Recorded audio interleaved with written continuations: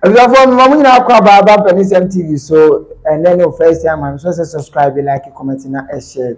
Now, and then we come up with another girl, mechanic boom, like a videos in a boom. In fact, as it appears here, found come in your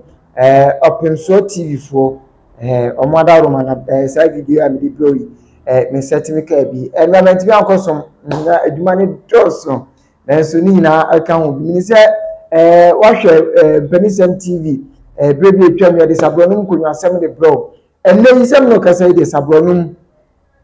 si o manya ohene adedi ene Nana Kofi Asante Mensa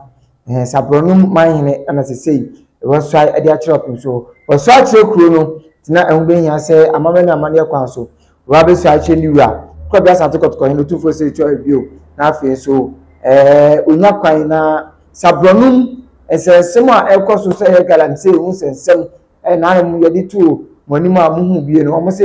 na nyo konwasem ana mo de beda yewura na mum mo galamse sensem a omunsuo sei ana mo de beda yewura na mo mo nyina be pie yewura nim no amehu se jase hene ana oneti akonya no so hwe kuro ni so no wono ana da no hu bia broni adani anu akoko ne kone okwati fi ko omunsuo mu aba na fo bebusa enti ono na me ehye galamse fo na ti a oyo mu yodu ase oka bia makromafo no ono ase oka bia galamse fo no gina fifi enti okoha no akoha achese eno sem akodu bibi te say die Nana Kofi Asante Mensa si obesua e de ache opeso obusua ye hwe kakra na mefa bia ka ema meto awso.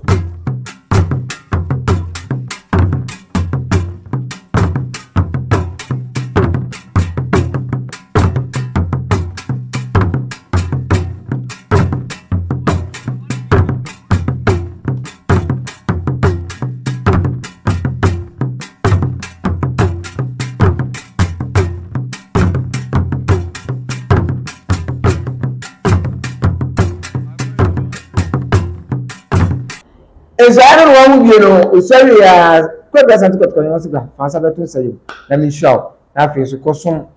o manfo na eso omo sompam na efa ni so de bia nka twese so hene o ya de pa mebo waba so wa nya de pa dia brado buwachi du ko no fin our central region na du ko no fin ne na aya de bia ya dwen no abu ya dwen ne nti ase so iti ameka san se ohini bia obewa bi so betu anamo papa dia bo manfo bia no la ka che o se ye bebu oba so na ye de atu wiase ma wiase nyina ehu na dunkwa o duma de kase bi ekoso ho na nana ese na himfie dada no hu se enhyen kuran fie no ye fi dada na nana no mu chichire ya eyidu kwa ayefie na yimfie no na eye kanitete ese atakwa medan asa manfo ba ho no ma ono ankasa se onyahogo no ma ana na ninje se enti ahimfie dada no why renovation kwasi go ni kasa se wa renovate ahimfie dada no na se wo buasi foforo na aye ne kama no owie ye no anu se kono ni suade hunu ba ko pa ni ayaresabia onyuma ni bi we ye ni nyame adom matimi aye memefi ewie sase no kakra aka mani bia wo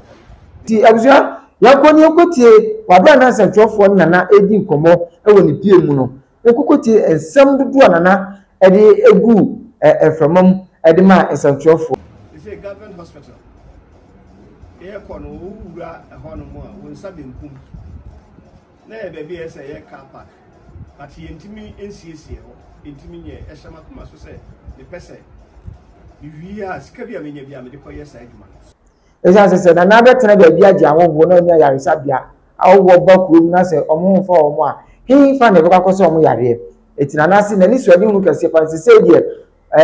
dwumadi a obodwa ama adonfo na abofo fo achichi ni be ababa wo no na omashem entogwa kakra adonfo de beboa no eno oyidi asi wo e de asi ayaresa bia soronko e de amakuru no nana mo pia yebo di se woni okanifo a yetimi ni di free Ghana yensem. Ntia, we didn't go feel free subscribe, like, comment, and share.